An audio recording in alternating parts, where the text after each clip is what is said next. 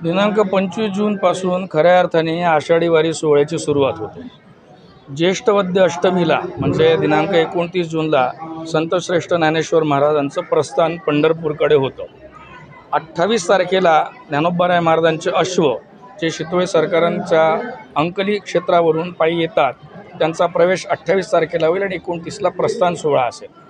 एकंदरीत प्रस्थान सोहळ्यासाठी रथाच्या पुढील 27 आणि रथाच्या मागील 20 आणि एकंदरीत पूर्ण मिळून 56 दिंडांना प्रत्येकी 90 वारकरी असा प्रवेश दिला जाईल असं सर्वानुमते मागल्या बैठकीत ठरलं होतं। या वारीमधील सगळे नियम, सगळे मार्ग, सगळे रिंगण, सगळे थांबे त्याच परंपरेने त्याच रीतिरिवाजाने पुढे चालू राहतील। त्याच्यात कुठलाही बदल होत नाही आणि होणार पण नाही। परंपरेनुसार जे ठरलेलं आहे तेच पुढे चालवायचं आहे। एकंदरीत शासनाने वारीच्या सोहळ्यासाठी वारंवार बैठकी घेतल्या, मग ते विभागीय आयुक्त साहेब असो, जिल्हाधिकारी असो, तीनही जिल्ह्यांचे जिल्हाधिकारी असो, पोलीस प्रशासन असो, पालकमंत्री महोदयांची बैठक असो, माननीय मुख्यमंत्री महोदयांनी माननीय उपमुख्यमंत्री महोदयांसोबत घेतलेली बैठक असो, सहकार्य सगळीकडूनच आहे। डे टू डे अपडेट्सचं देवाणघेवाण चालू आहे। पण खरा ऐरणीवरचा मुद्दा जो आहे की प्रस्थान सोहळा हा आळंदीपासून सुरू होतो।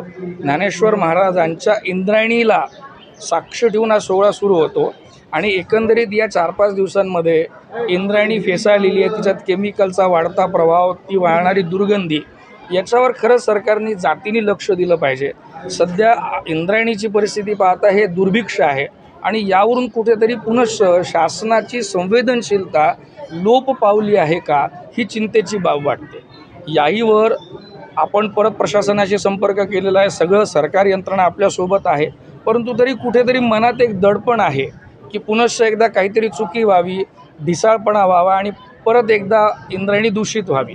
आता हा प्रश्न होतो जेव्हा जेव्हा आषाढी किंवा कार्तिकी एकादशीचे उत्सव येतात तेव्हा। परंतु आमची विनंती आहे सरकारला की या दोनही उत्सवांव्यतिरिक्त इंद्रायणी आळंदी, इंद्रायणी देहू याचा अनन्य संबंध आहे दोनही संतांसोबतचा। या इंद्रायणीला पुनरुज्जीवन देण्यासाठी सरकारने ठोस काहीतरी पावलं उचलावे। नवे आमची विनंती आहे सरकार दरबारी की एक समिती गठीत करावी, ज्यात विभागीय आयुक्त असावे, ज्यात कलेक्टर महोदय असावे, त्यात संस्थानाचे, त्या व्यतिरिक्त इतर सामाजिक संघटना आणि आळंदी ग्रामस्थ यांची मिळून एक संघटना, यांची मिळून एक समिती तयार करावी आणि दर महिन्यात किंवा क्वार्टरली, ज्याला आपण 3 महिन्याच्या अनुषंगाने एक बैठक व्हावी आणि निरंतर त्याचा आढावा घेत राहावा। कारण इंद्रायणीच्या अवतीभोवती राहणारे 2 तीर्थक्षेत्र देहू आहे, आळंदी आहे, दर 6 महिन्यानंतर 2 मोठमोठ्या एकादशीचे उत्सव येतात। कार्तिकी हा तर मूळ आळंदीचा उत्सव समजला जातो आणि आषाढी हा जगतापर्यंत पोहोचवणारा पालखी सोहळ्याचा विषय। आमची एवढीच विनंती आहे की एक समिती गठीत करावी आणि या समितीसोबत सरकारचा निरंतर संवाद असावा, जेणेकरून ऐन वेळेवर अगदी 11th आवरला अशा प्रकारचे संकट उद्भवणार नाही। आणि हीच मागणी आणि हेच प्रस्ताव अनेक वर्षापासून आपण देतोय। आता आषाढी वारी सोहळा तोंडावर आलाय आणि अशा वेळेस जर प्रदूषित आळंदी राहिली आणि त्यातून जर आरोग्याचा प्रश्न निर्माण झाला तर देवस्थान आणि पालखी सोहळा प्रमुख म्हणून काय निर्वाणीचा इशारा आहे तुमच्याकडनं सरते शेवटी म्हणजे घात आघात निवारी छाया पितांबरे करे, आमचा रक्षण करता पांडुरंग आहे।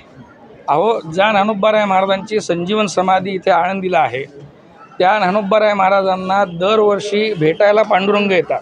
त्यामुळे इंद्रायणीचं पाणी दूषित जरी असेल तरी आम्हाला ते परमपवित्र आहे। जगद्गुरू तुकोबाराय महाराज, संतश्रेष्ठ ज्ञानेश्वर महाराज यांच्या पदस्पर्शांनी पावन झालेली ती धरा आहे, नीरा आहे। त्यामुळे तिचं तीर्थ आम्ही प्राशन करणारच, तिच्यात आम्ही स्नान करणारच। परंतु या बाबतीची थोडी का होईना अटेंटिव्हनेस जर सरकारने ठेवला तर बरं राहील। आम्ही कुठेही इथे आक्रमक भूमिकेच्या पक्षामध्ये नाही, आम्ही आमचा धर्म करावा, आम्ही आमचं नामघोष यावं।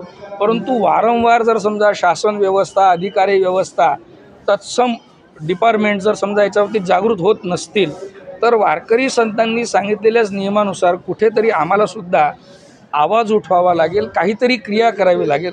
तरी पण नम्र विनंती आहे की एकंदरीत वारकरी, आळंदी ग्रामस्थ, सर्व सामाजिक संघटना यांच्या या हाकेला उत्तर देऊन यावर काहीतरी ठोस उपाय करण्यात यावा।